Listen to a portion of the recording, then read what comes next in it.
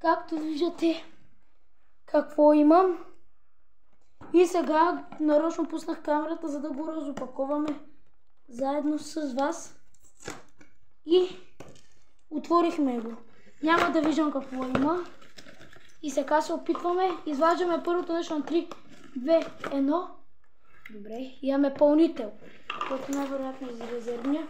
Има от тези любимите покъщи. 3, 2, 1, вада всичко на 3, 2, 1. И няма нищо. Ето какво е дошло. Това е един воден комплект от воден бластер, както виждате. Имаме зарядно, с което и тази батерия ще я зареждаме. Това сега нещо не става. После го разгледаме това. Го слагаме тук май. Опа! И си имаме мерник, който мен уникално много ма кефи. Най-важното ми нещо де. Сега не знам как да го пъхна. Добре, тук имаме такова. Опа!